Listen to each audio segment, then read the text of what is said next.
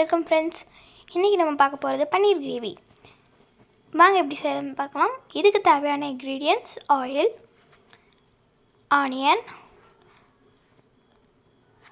Tomato, garlic, ginger, cashew nut. வாங்க எப்படி செய்யணும்னு பார்க்கலாம். இதுக்கு நான் ஃபஸ்ட்டு கடாயை எடுத்து வச்சுருக்கேன். இந்த கடாயில் ஆயில் ஆட் பண்ணிக்கலாம். ஆயில் நல்லா காயட்டும். காஞ்சதுக்கப்புறம் நான் இப்போது ஆனியன் ஆட் பண்ணியிருக்கேன். ஆனியன் ஆட் பண்ணி நல்லா வணக்கிக்கலாம். அந்த ஆனியன் லைட் பிங்க் கலரில் வரணும், அது வரைக்கும் நல்லா வணக்கிக்கணும். இந்த மாதிரி லைட் பிங்க் கலரில் வந்ததுக்கப்புறம் நம்ம டொமேட்டோ, ஜிஞ்சர், கார்லிக் எல்லாம் ஆட் பண்ணிக்கலாம். ஆட் பண்ணி நல்லா மிக்ஸ் பண்ணிக்கலாம்.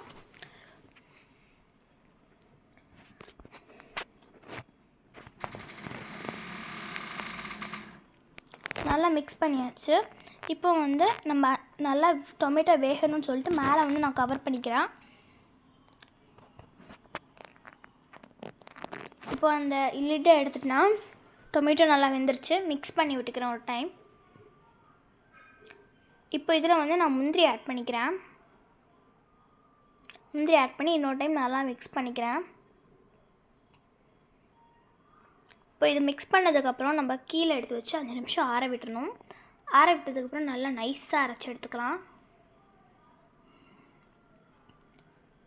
இது ஜஸ்ட் பேஸ் தான்.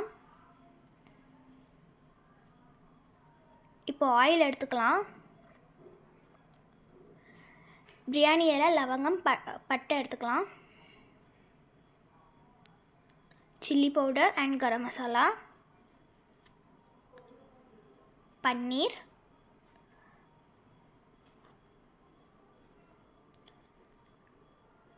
கஸ்தூரி மேத்தி, உப்பு, சர்க்கரை. இப்போ நான் கடாயை எடுத்துக்கிறேன். கடாயில் ஆயிலை ஆட் பண்ணிக்கலாம். ஆயில் நல்லா காயட்டும். காஞ்சதுக்கப்புறம் நம்ம பட்டை, லவங்கம், பிரியாணி இலை அதெல்லாம் ஆட் பண்ணிக்கலாம்.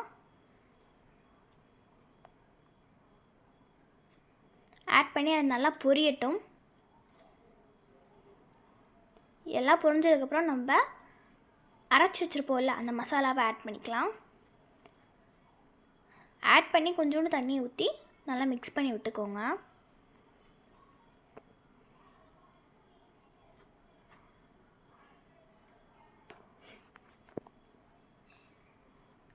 நல்லா மிக்ஸ் ஆனதுக்கப்புறம் நம்ம மிளகாய்த்தூள், கரம் மசாலா ஆட் பண்ணிக்கலாம்.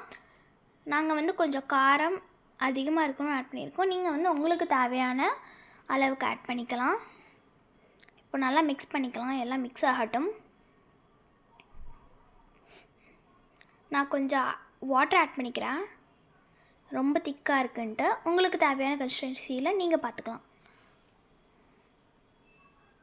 இப்போ நான் உப்பு அப்புறம் சர்க்கரை ஆட் பண்ணிக்கிறேன். சர்க்கரை ஆட் பண்ணி நல்லா மிக்ஸ் பண்ணிக்கலாம். கடைசியாக பன்னீர் ஆட் பண்ணிக்கிறேன். பன்னீர் ஆட் பண்ணி நல்லா மிக்ஸ் பண்ணிக்கோங்க.